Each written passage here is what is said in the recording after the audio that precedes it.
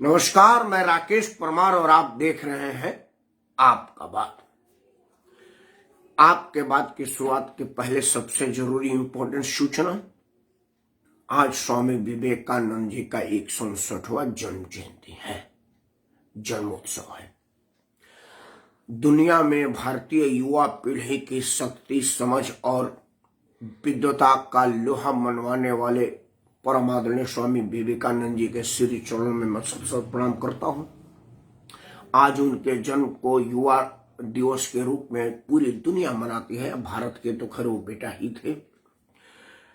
पहली बार दुनिया को ये बात पता चला कि एक युवा जो उसका उम्र लड़कपन का है, खेल कूद में उसका उम्र होना चाहिए, उसने दुनिया में भारत के अध्यात्म से परिचय कराया।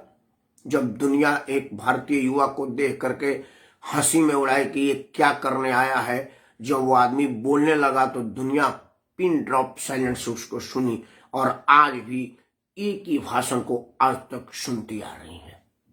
ऐसे स्वामी विवेकानंद जैसे युवाओं को और जरूरत है। आज युवाओं के कंधे पर दारोमदार है। जिस बात की व्याख्या मैं आज करने जा रहा हूं उसमें मैं सबसे पहले युवाओं से ही मुखातिब होऊंगा और चाहूंगा कि युवा इस बात को ध्यान दें, क्योंकि युवा ही हमारे देश का भविष्य है। इधर उधर की बात करने के बजाय सीधे मुद्दे पर आने से पूर्व एक सूचना की कोरोना की महामारी बहुत विकराल रूप धरती जा रही है। अगर आपको बहुत जरूरत से ज्यादा जरूरत ना हो, कोई इमरजेंसी ना हो, ईश्वर ना करे आपके यहाँ कोई इमरजेंसी हो, अगर कोई इमरजेंसी ना हो तो कृपया आप अपने घरों से बाहर ना निकलें, क्योंकि कोरोना किसी का सगा नहीं है। जो उसके जद में आएगा वो जाएगा, ये बात फाइनल है। कोरोना से बचाव के वो तमाम उपाय करिए और अपने घर परिवार के साथ संयम से रहिए, क्योंकि ये संयम का समय है, ये परिवार के साथ समय बिताने का समय है। क्योंकि जान है तो जहान है, जान है तभी आप बाद में पूरा कुछ कर सकते हैं जो आप करने योग्य है। अगर आप ही नहीं रहेंगे तो कौन करेगा।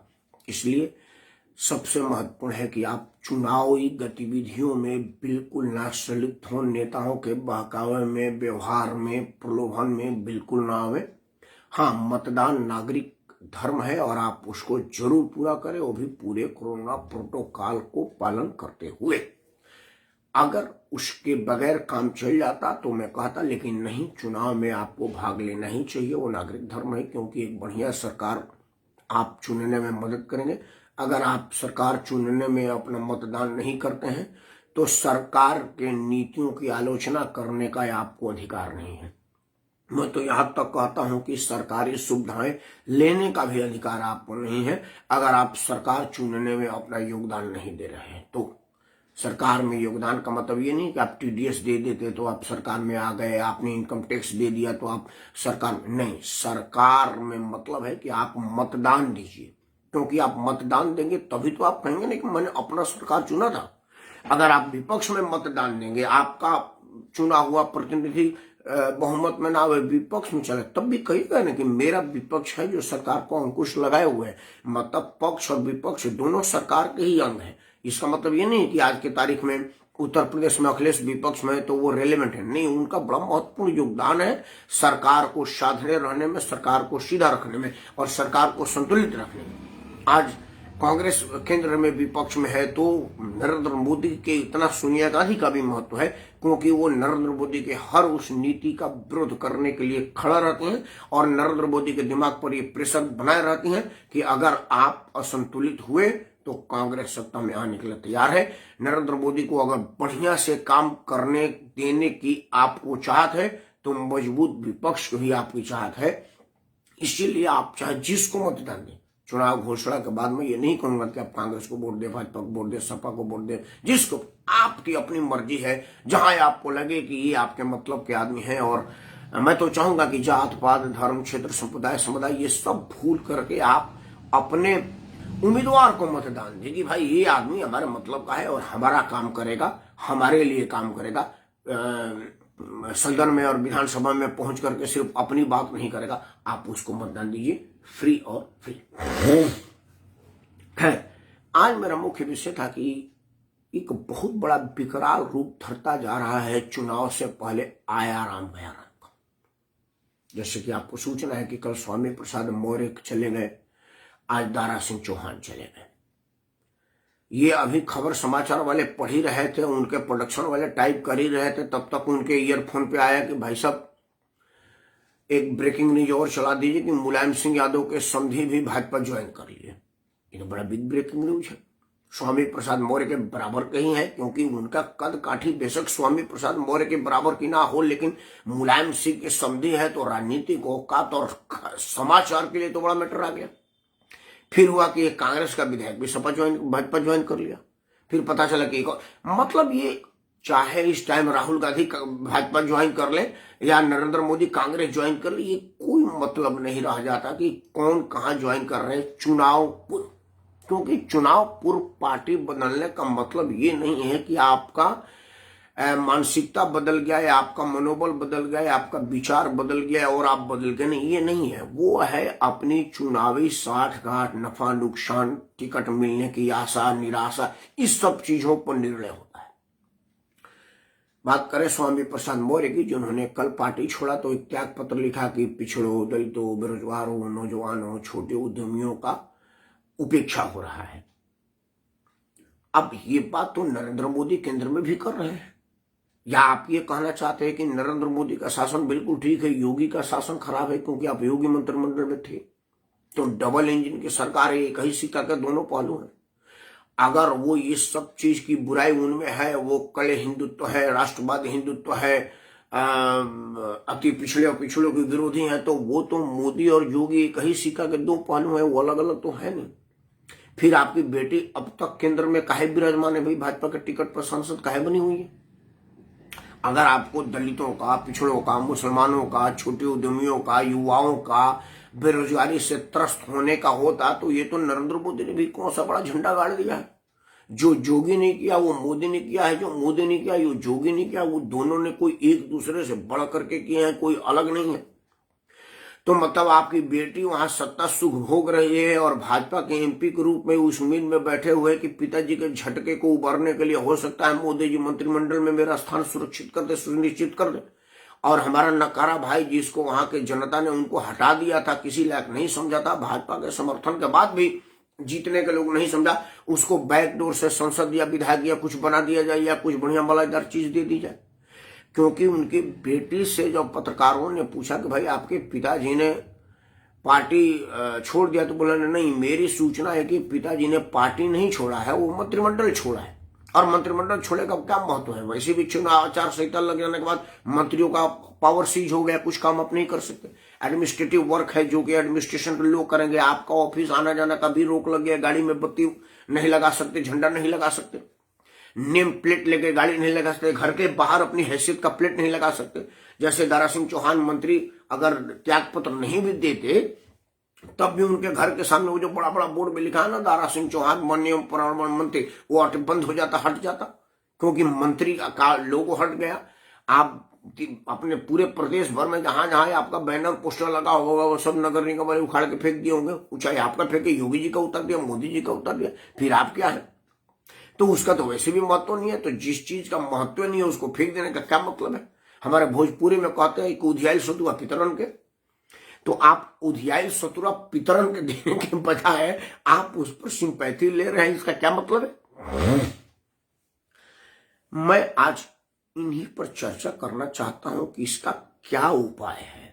क्योंकि देखिए, समाचारों को डिस्टर्ब हो रहा है, हम जैसे आदमी को डिस्टर्बेंस होता है, जो लोग उनके हैं उनको डिस्टर्बेंस होता है, लोगों में गलतफहमी जाती है और ये लोग अपने मजे मारते हैं। ये स्वामी प्रसाद मौर्य, दारा सिंह चौहान दोनों मायावती के पार्टी के दाहिने और बायां हाथ थे, दोनों हाथ थे, दोनों बाजू थे, दोनों पांव थे। मायावती चलती, देखती, बोलती, सुनती इन दोनों लोगों से थी। स्वामी प्रसाद मौर्य बहुजन समाज पार्टी के प्रदेश अध्यक्ष थे उत्तर प्रदेश के। मतलब बहुजन समाज का एक जो अगर कोई हैसियत है, अगर सरकार कहीं थी या होने की उम्मीद है या कहीं उसकी वजूद है तो उत्तर प्रदेश में है। वैसे पूरे देश भर में वो अपनी दावा करती है, लेकिन कहीं सरकार बनाने की हैसियत में नहीं रहती। मतलब मायावती मुख्य तौर से उत्तर प्रदेश की पार्टी है, उस उत्तर प्रदेश का प्रदेश अध्यक्ष बनाई थी स्वामी प्रसाद मौर्य को। हम लोग संगठन के लोग हैं, हम संगठन की शक्ति को जानते हैं। लोग मंत्रिमंडल छोड़ करके संगठन ज्वाइन करते हैं, क्योंकि संगठन का सरकार होता है, सरकार का संगठन नहीं होता। प्रोटोकॉल में आज जेपी नड्डा अगर कहीं बैठेंगे तो नरेंद्र मोदी उनके नीचे बैठेंगे, क्योंकि जेपी नड्डा भाजपा के अध्यक्ष हैं, भाजपा का सबसे ऊंची कुर्सी पर बैठते हैं। वो प्रधानमंत्री, गृह मंत्री सब उनके बाद की कुर्सी पर बैठे। वो अलग बात है कि व्यवहारिक रूप में नड्डा साहब की हैसियत नहीं कि मोदी और अमित शाह के सामने खड़ा हो जाए, लेकिन प्रोटोकॉल में नड्डा साहब ऊपर बैठेंगे।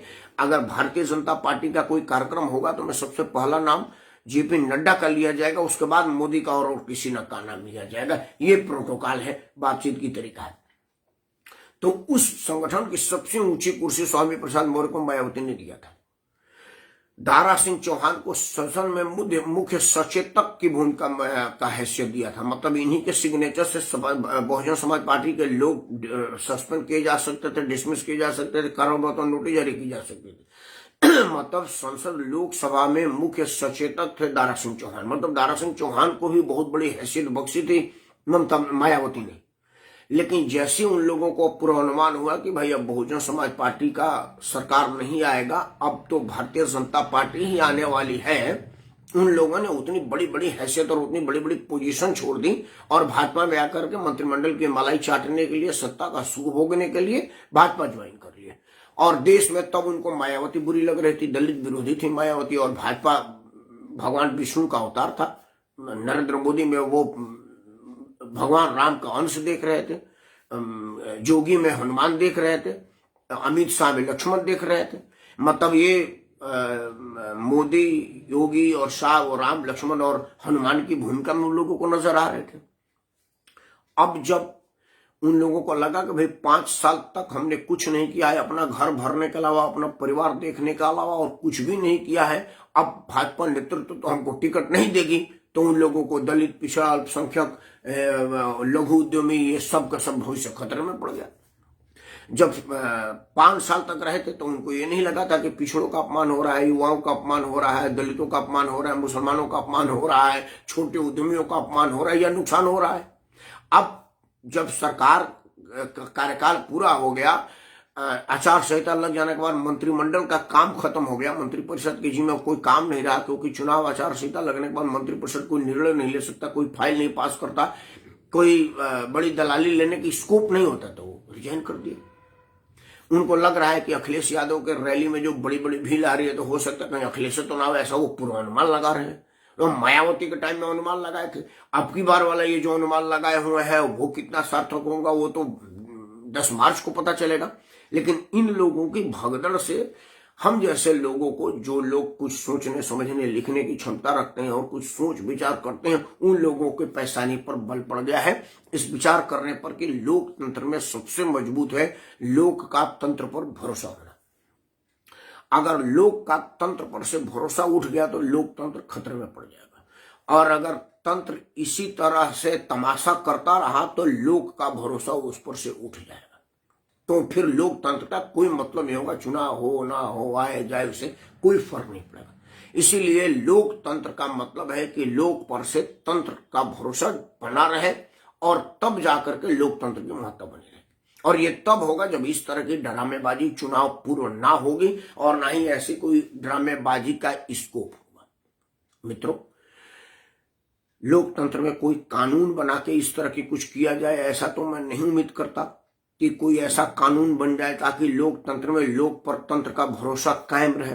क्योंकि यहाँ पर फ्री आदमी है, जिस आदमी के पास 5-7 हजार रुपया चुनाव में फार्म भरने का है वो फार्म भर देता है, उसमें कोई फर्क नहीं पड़ता धरती पकड़ की भूमिका में। लेकिन इस तरह की जो वादा खिलाफी जनता के प्रति कर रहे हैं, आप अपने मतदाता के प्रति कर रहे हैं, इस देशवासी के प्रति कर रहे हैं कि आप 5 साल तक सरकार में हैं और 5 साल के बाद जब सरकार का कार्यकाल पूरा हो जाए तो वो सरकार खराब हो जाए, इस विषय पर मेरा सुझाव 2-3 है। मैं नहीं समझता कि मेरे सुझाव की कोई अहमियत है या कोई आदमी मेरे सुझाव को रेलिवेंट मानेगा, लेकिन मेरा जो सुझाव है वो मैं 2-3 चीज आपके सामने रख रहा हूं। अगर आपको लगता है कि ये बात चर्चा योग्य है और इस विषय को रखना चाहिए तो आप लोग जरूर मेरे इस वीडियो को लाइक करें, शेयर करें और अपने अपने समूहों में साझा करें, ताकि आपके माध्यम से मेरी बात पहुंचे और ये आम जन में चर्चा का विषय हो। सबसे पहला सुझाव कि जो आदमी किसी भी राजनीतिक दल में 5 साल पूरा रह करके चुनाव के टाइम बदलता है और ये कहता है कि उस पार्टी में इन इन चीजों की कमियां थी, तो उस पर इस बात का मुकदमा क्यों न चलाया जाए कि भाई आप उसी कमी के हिस्सेदार थे, आप सहयोगी थे। अगर मान लिया जाए, सबसे पहले मैं इसकी दावेदार नहीं कर सकता कि जो दारा सिंह चौहान और स्वामी प्रसाद मौर्य ने कहा है वो अक्षरशः सही है, या जो 2-4-10 लोग आगे आके कहेंगे, चाहे दोनों तरफ से, कुछ लोग सपा से छोड़ के भाजपा में आएंगे, कुछ लोग भाजपा से छोड़ के सपा में जाएंगे, कुछ लोग बहुजन में जाएंगे, मतलब ये आवाज अमर रहेगा, इसका कोई बहुत मतलब नहीं है। मैं बात करता हूं स्वामी प्रसाद मौर्य, दारा सिंह चौहान, क्योंकि आज की ऑफिशियल सूचना है कि इन दोनों लोगों ने मंत्रिपरिषद से इस्तीफा दे दिया है और दोनों का टाइप का लेखनी सेम है, एक है लेखनी, बस साइन अलग है, एक में दारा सिंह चौहान ने साइन किया, एक में स्वामी प्रसाद मौर्य ने साइन किया, लेकिन जो भाषा है, जो शब्द है, वो अक्षर से एक ही है। तो वह दारा सिंह चौहान और स्वामी प्रसाद मौर्य से क्यों न जनता पूछे कि भाई आपने कहा है कि युवाओं को, मुसलमानों को, पिछड़ों को, बच्चों को, लघु उद्यमियों को और जो जो लिखा है मैं भूल रहा हूं, इन लोगों का सम्मान नहीं था। तो भाई कब से सम्मान नहीं था? मतलब ये जब आपने रिजाइन किया कल तो परसों सम्मान खत्म हो और आपको लगा और आपने छोड़ दिया, या जब से योगी की सरकार है तब से सम्मान नहीं है?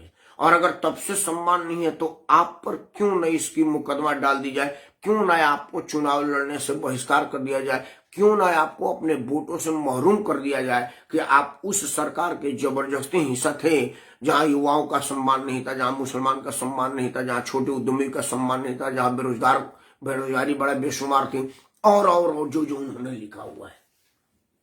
क्यों नहीं ये प्रश्न पूछा जाए?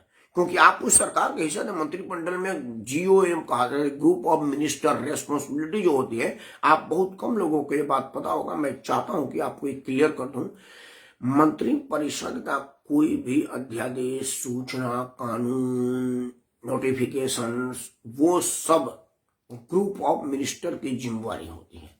जैसे मान लो, एक छोटा सा बताता हूं, एक हमारा मुसलमान भाई सुन रहा है, मेरा भाई है, तो समीर के लिए कहना चाहता हूं, इसका रेफरेंस दे देता हूं। जैसे 3 तलाक आया हुआ है, तो जो 3 तलाक आया हुआ है वो नरेंद्र मोदी अकेले नहीं लाए। 3 तलाक की जिम्मेवारी वो जितने ग्रुप ऑफ मिनिस्टर, उसमें 2 मुसलमान भी मंत्री हैं, उनकी भी जिम्मेवारी है, क्योंकि ग्रुप ऑफ मिनिस्टर की जिम्मेवारी होती है, ग्रुप ऑफ मिनिस्टर में डिस्कस होता है, उसके बाद वो अधिनियम मतलब बिल इंट्रोड्यूस होता है पार्लियामेंट में, और पार्लियामेंट में बहस होता है, बहस में पक्ष विपक्ष में वोट पड़ता है, और जब वो पास हो जाता है तो पूरे पार्लियामेंट का माना जाता है। ये पहले भारत का कानून समझ लीजिए, संसद का। पहला चीज कि जो जो मंत्री परिषद में है, अगर कोई बिल आया तो वो ग्रुप ऑफ मिनिस्टर्स में पहले आता है, उस पर वोट होता है। ग्रुप ऑफ मिनिस्टर में जब वोट से पास, मान लो जो 20 मंत्री गए हुए हैं और 20 में से 11 मंत्रियों ने ओके कर दिया कि ये बात ठीक है, तो फिर हो जाएगा, मतलब वो बहुमत से पास हो गया। तो क्या दारा सिंह चौहान और स्वामी प्रसाद मौर्य ये बताएंगे कि ग्रुप ऑफ मिनिस्टर्स की मीटिंग में उन्होंने कितनी बार इन मुद्दों को उठाया है? क्या उनके पास मिनट है? मिनट टू मिनट प्रोग्राम बोलते हैं, जब कोई अफसर, कोई मंत्री मीटिंग करता है तो उसको मिनट टू मिनट प्रोग्राम बोलते हैं। उसमें बकायदा लिखा जाता है कि कौन मंत्री क्या बोला, उसका काउंटर जवाब क्या आया, उसने कौन सी मुद्दा रखा, उस मुद्दा का जवाब आया कि नहीं, वो बोलते हैं मिनट टू मिनट। वो हर आदमी का मिनट होता है। PCS स्तर से ऊपर के अधिकारियों के ऑफिस में शुरू हो जाता है, प्रधानमंत्री और राष्ट्रपति भवन तक भी आता है। आप राष्ट्रपति भवन में आज मांग लीजिए कि 1952 में आज 12 जनवरी के दिन क्या हुआ, 12 जनवरी का पूरी रजिस्टर आ जाएगी कि माननीय राष्ट्रपति महोदय 5 बजे उठे, इतने बजे नाश्ता किया, इतने बजे वो फलाने वाले राष्ट्राध्यक्ष से मिले, फलाने वाले मंत्री से मिले, फलाने वाले से मिले। ये सब आज भी सुरक्षित रखा हुआ है।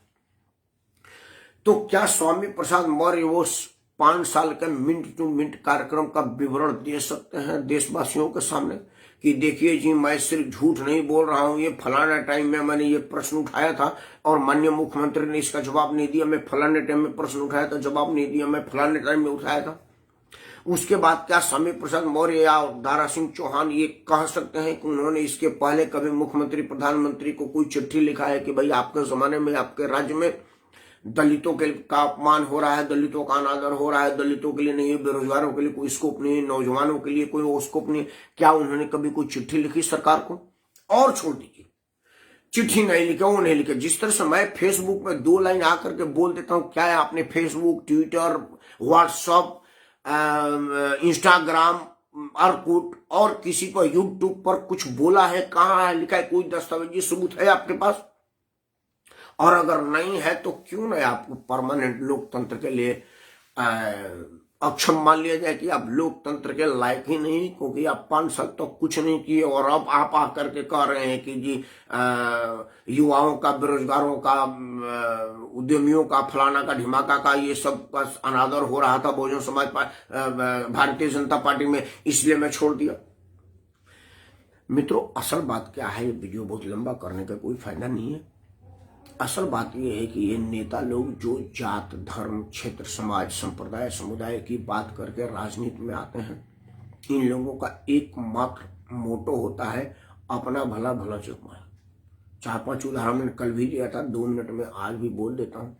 मैं यूपी का रहने वाला हूँ, बिहार में मेरा ननिहाल है और ससुराल है, तो मतलब मैं यूपी बिहार की बात करता हूँ, महाराष्ट्र वगैरह की बाद में बात करेंगे, रेफरेंस में एक शब्द बोल दूंगा। उत्तर प्रदेश में जातीय राजनीति करके 2 लोग आगे बढ़े, मुलायम सिंह यादव और लालू प्रसाद यादव। बिहार एक ऐसी धरती है जहां जहां खोदोगे ना वहीं से प्रतिभा निकलेगी। IAS, PCS, डॉक्टर, इंजीनियर वहां से निकलते हैं, वैज्ञानिक निकलते हैं। लेकिन बिहार में उप मुख्यमंत्री बनाने की योग्यता अगर किसी के पास था तो वो छठी में 6 बार फेल लालू प्रसाद यादव के बेटे का था। मतलब बिहार जैसे राज्य में जहां हर साल यूपीएससी में 10, 20, 50 लड़के वहां से IAS, IPS, IFS बनते हैं, वहां उप मुख्यमंत्री बनने की योग्यता छठी में 6 बार फेल लालू प्रसाद का बेटा को बना। कैबिनेट मंत्री बनाने का दर्जा एक पगलेट बेटा को बना जो खींच खाच का मैट्रिक पास है। जब लालू प्रसाद यादव को चारा घोटाले में सजा हो गया, जेल भेजा गया, तो मुख्यमंत्री बिहार में जहां पर भगवान बुद्ध को ज्ञान मिला, बिहार मतलब जहां नालंदा विश्वविद्यालय है, बिहार की तारीफ में शब्द नहीं है मेरे पास। जितना महानता है बिहार में, जितना विद्वता है बिहार में, जितना ज्ञान है बिहार में, लोकतंत्र का पहला पाठ दुनिया में, अगर लोकतंत्र का पहला पाठ कहीं बना है धरती पर तो लिच्छवी से बना है, और लिच्छवी बिहार में। उस लोकतंत्र के पहले अध्याय की शुरुआत करने वाला बिहार में, जहां पर विद्वता की खान है, वहां पर लालू प्रसाद यादव को जेल जाने के बाद मुख्यमंत्री बनने की योग्यता किसके पास थी?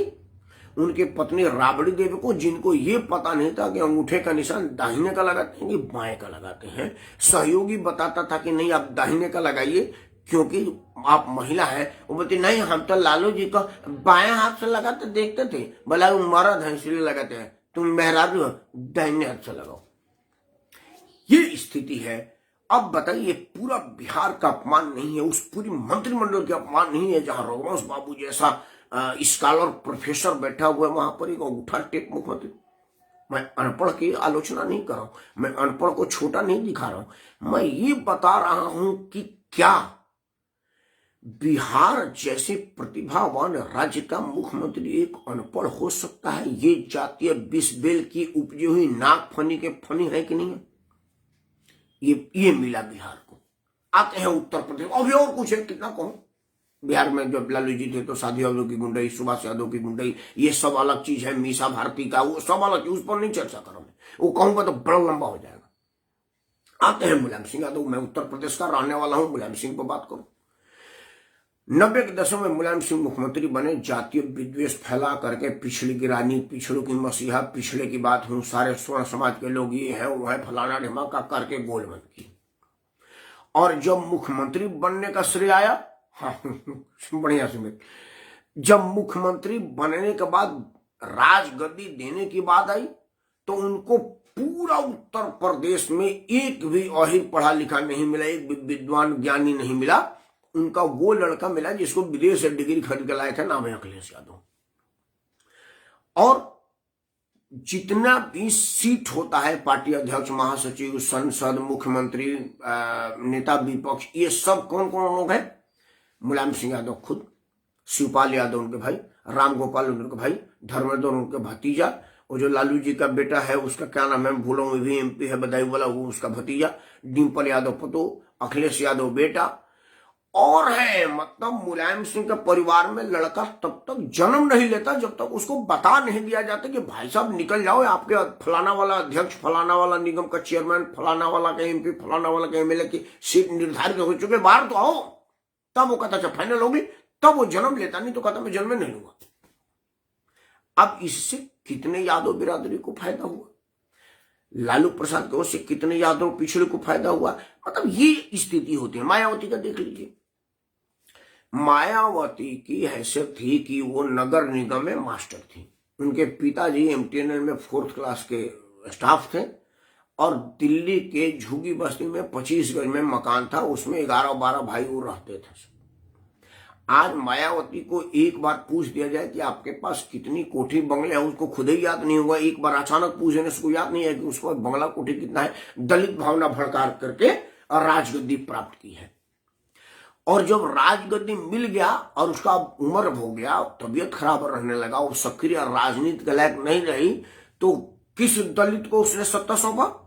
अपने उस भाई को, जो कि नोएडा विकास प्राधिकरण में चपरासी था, जिसके पास हजारों करोड़ की संपत्ति है। उसने बोला कि मैंने दान कर दिया था। अगला वारिस कौन है? उसके भाई का, मतलब उसका अपना भतीजा। मतलब पूरे उत्तर प्रदेश में तू दलित को अगर देती तो क्या कोई और दलित उसको नहीं दिखाए? अपने भतीजा और भाई से बाहर नहीं निकले?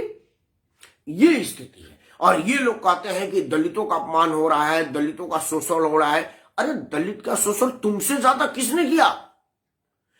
अगर कोई पूछ दे ममता मायावती से कि भाई बताओ धरती पर सबसे ज्यादा दलित का शोषण किसने किया, आंख और कान बंद करके कहा जा सकता है कि मायावती ने किया। पिछड़ों का शोषण सबसे ज्यादा किसने किया? लालू मुलायम ने किया। ये सीधा और सीधा कहा जा सकता है। और यही लोग कहते हैं कि दलितों का शोषण हो रहा है, मोदी, योगी, कांग्रेस, सबका नाम लेते हैं। वो लोग कहते हैं कि 1952 साल के आज तक सब मनुवादी लोग दलित का, पिछड़ों का शोषण कर रहे हैं, हम अम्बेडकर बाती लोग हैं और हम ही इनका उत्थान करेंगे। पूछा जाएगा कि कहां उत्थान किया? कितने दलित का घर बनवाया, कितने यादव का घर बनवाया, कितने लोगों का मेडिकल कार्ड दिया जो नरेंद्र मोदी ने 5-5 लाख रुपए का दिया है, कितनों का दिया? तो बताओ। तो एक भी प्रश्न नहीं है। सिर्फ बोलेंगे कि हम दलित स्वाभिमान के प्रतीक हैं। तेरे दलित स्वाभिमान प्रतीक होने का मतलब क्या? जो आम दलित तेरे सामने खड़ा होने की हैसियत में नहीं है। मायावती के कुर्सी के बगल में कुर्सी लगा हुआ कोई आदमी अगर देखा हो कि हाँ भाई मैंने फलाना एक फोटो में देखा था, 1990 के पहले का था, जिसमें मायावती बैठी और उसके बगल में कुर्सी लगी थी और उस पर दलित बैठा था, अगर किसी ने देखा तो बताओ। मायावती ने अगर अपने बगल में किसी को बैठने की हैसियत बख्शा है तो सतीश चंद्र मिश्रा ब्राह्मण का, जिसके वो विरोध करते हैं तिलक तराजू और तलवार को मारो जूते चार। हम सब लोगों को इस विषय में विचार करने की जरूरत है कि भाई इस सब चीजों से कैसे निजात पाया जाए कि आप 5 साल तक सत्ता में रहते हैं तो आपको दलित नहीं दिखता, पिछड़ा नहीं दिखता, मुसलमान नहीं दिखता, अशिक्षा नहीं दिखता, मीडियम और लघु उद्योग नहीं दिखता, और जब सरकार चला जाता है आप किसी चीज के करने के लायक नहीं होते तो वो आपको दिखने लगता है। जिस दिन हमारे नेता लोगों से प्रति प्रश्न पूछना शुरू कर दिया जाएगा, मैं समझता हूं कि उन लोगों को समझ में आ जाएगा कि यार ये जनता है, सब जानती है, हम सबकी कलई पहचानती है। आपसे हाथ जोड़ के प्रार्थना है, विनम्र निवेदन है कि कृपया आप अपने अपने नेताओं से पूछिए जो आपके जो सत्ता पक्ष में भी है। मैं कह रहा हूं, जो मान लीजिए आपने भाजपा का विधायक जिताया, आपने कांग्रेस का विधायक जिताया, आपने सपा का विधायक जिताया, आपने किसी भी पार्टी का विधायक जिता करके भेजा है, तो भाई पूरे उत्तर प्रदेश में चुनाव हो रहा है तो मतलब नोएडा से लेकर के मेरे बलिया तक तो कोई ना कोई विधायक किसी न किसी पार्टी का होगा, किसी न किसी ने वोट दिया होगा। आप उसको पूछिए कि मैंने विधायक जी जब आप 2017 में आए थे हमसे वोट मांगने के लिए, तो आपके पास एक टूटी साइकिल थी, फटी कुर्ता थी, चप्पल में बेवाय लगा हुआ था, और आप फॉर्च्यूनर गाड़ी में घूम रहे हैं, मखमल का कुर्ता हो गया, बिल्कुल क्रीच किया हुआ, दूर से खुशबूदार परफ्यूम मारता हुआ है, आप परफ्यूम उड़ाए हैं। इतना पैसा कहां से आया? ये कौन सा स्रोत था? एक बात पूछा कि विधायक जी आप कहे हम लोगों को रोजगार पढ़ाई उड़ाई की बात करते हैं, हमको वो सूत्र बता दीजिए, ये सूत्र से आपने 5 साल में 500 करोड़ रुपया कमाया हुआ है, और बिना कोई नौकरी किए हुए, बिना कोई रोजगार किए हुए, बिना कोई व्यवसाय किए हुए। कोई यादव बिरादरी का पूछते अखिलेश यादव से कि अखिलेश यादव एफिडेविट में आपने कोई नौकरी नहीं किया है, कोई राजवाड़ा के है नहीं, कोई धरना सेठ है नहीं, ना ही कोई आपका बिजनेस कहीं चल रहा है, ना ही कोई सूदी किस्ती पर पैसा चल रहा है। मुख्यमंत्री का तनख्वाह और अब रिटायरमेंट के बाद पेंशन से पैसा कहां से आया कि लखनऊ जैसे पॉश इलाके में 300-350 करोड़ रुपए का होटल बना रहे हैं? ये सूत्र कहां से आया? यही बात अमित शाह के लड़के से पूछा जाए था कि कुछ हजार रुपया से कुछ करोड़ रुपया तक की तेरे को कहां से आ गया भाई? मैं अमित शाह के बेटे को छूट नहीं दे रहा हूं, मैं नाम नहीं रख रहा, मतलब ये नहीं कि मैं उनका पक्ष ले रहा हूं। जो भाई नेता लोग के हैं, जिस दिन ये पूछताछ शुरू हो जाएगी उस दिन जनता की सजगता सामने आएगी और नेता समझ जाएगा कि मेरी कलई खुलने वाली है, तो ये उछल कूद नहीं होगा। बाकी मैं उम्मीद नहीं करता कि कोई चुनाव आयोग, कोई सरकार, कोई कानून इनको रोक लगाए, क्योंकि कोई कानून इनको रोक लगाएगी। ऐसा कानून बनाने वाले यही लोग हैं। ये अपना नुकसान क्यों चाहेंगे? क्योंकि आज स्वामी प्रसाद मौर्य कर रहा है, कल केशव प्रसाद मौर्य करेगा, मतलब कल आज दारा सिंह चौहान कर रहा है, कोई और राकेश सिंह चौहान कर परमार कल करेगा। तो करना तो इन लोगों को आपस में है। तो ये सब ऐसे कानून बनाता है जिससे ये ना फंसे। अंत में ये कहूंगा कि 1952 से लेकर के 2022 तक क्या है आपने किसी नेता को किसी घोटाले में जेल जाते देखा है? किसी अपराध के लिए किसी नेता को सजा होते देखा है? जब कांग्रेस की सरकार थी तो भारतीय जनता पार्टी रोज रोज चिल्ला रही थी सरकारी दामाद, जमीन घोटालाबाज दामाद। आज 5 साल नरेंद्र मोदी के पूरे हो गए।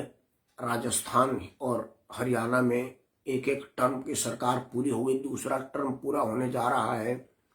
क्या कोई आदमी मेरे को बता सकता है कि रावत वाड्रा और प्रियंका वाड्रा, सोनिया गांधी, राहुल गांधी पर जमीन घोटाले और जमीन कब्जे का कोई एक FIR किसी थाने में हुआ है?